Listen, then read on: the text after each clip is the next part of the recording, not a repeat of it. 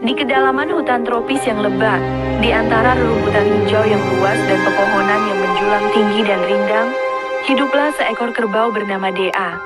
Dea terkenal di seluruh hutan, atau setidaknya di bagian hutan yang pernah ia jelajahi sebagai kerbau yang kurang cerdas. Namun, Dea memiliki keyakinan yang kuat, bahkan mungkin sedikit delusional. Ia percaya dirinya adalah hewan terkuat di kedalaman hutan tersebut. Kepercayaan diri ini, meskipun tidak berdasar pada fakta, membuncah dalam dirinya. Suatu hari yang cerah, di bawah naungan pohon beringin raksasa yang akarnya membentang luas di atas tanah coklat, Dea melihat Rangga, seekor harimau yang gagah perkasa. Rangga sedang bersantai, bulu-bulunya yang belang coklat dan hitam berkilauan di bawah sinar matahari yang menembus dedaunan. Dea pernah mendengar dari seekor monyet cerewet bernama Kiki, bahwa meskipun Rangga terkenal sebagai raja hutan di kedalaman hutan ini, sebenarnya ia adalah hewan yang lemah, hanya pandai bermalas-malasan.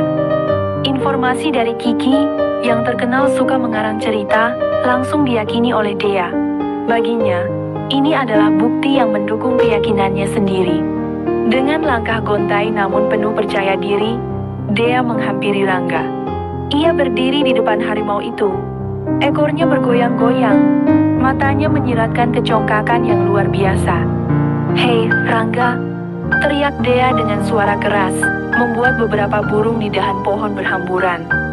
"Kau terlihat sangat lemah, hanya berbaring di sini sepanjang hari. Aku bisa mengalahkanmu dengan mudah." Dea terus mengolok-olok Rangga, meremehkan harimau itu yang hanya diam dan bermalas-malasan. Ia menceritakan betapa kuatnya dirinya, betapa ia bisa menggerakkan pohon besar dengan tanduknya, dan betapa ia bisa menaklukkan sungai terdalam. Rangga, yang awalnya terlihat tenang, mulai merasa agak jengkel. Ia membuka matanya yang kuning tajam, menatap Dea dengan tatapan yang mampu membuat kerbau itu gemetar. Namun, Rangga tetap diam, hanya mengamati kerbau bodoh itu dengan sabar. Tiba-tiba, Rangga mengaum. Bukan auman yang menggelegar dan menakutkan seperti yang biasanya ia gunakan untuk menaklukkan mangsa, tetapi auman rendah, yang terdengar seperti geraman kesal. Auman itu, meskipun tidak sekuat yang diharapkan, cukup untuk membuat Dea ketakutan. Kaki Dea gemetar, dan tanpa pikir panjang, ia berbalik dan lari sekencang-kencangnya, meninggalkan Rangga yang masih berbaring di bawah pohon beringin. Dea berlari tanpa henti, melewati semak-semak dan rumpun bambu, hingga akhirnya sampai di rawa-rawa yang tenang. Ia terengah-engah, jantungnya berdebar kencang. Di tempat yang aman itu, Dea duduk dan merenungkan kejadian yang baru saja dialaminya. Perlahan-lahan, Dea mulai menyadari kesalahannya. Yang selalu diam itu bukan berarti lemah. Mungkin saja Rangga, sang raja hutan, hanya tidak ingin melakukan apa yang menurutnya sama sekali tidak berguna baginya.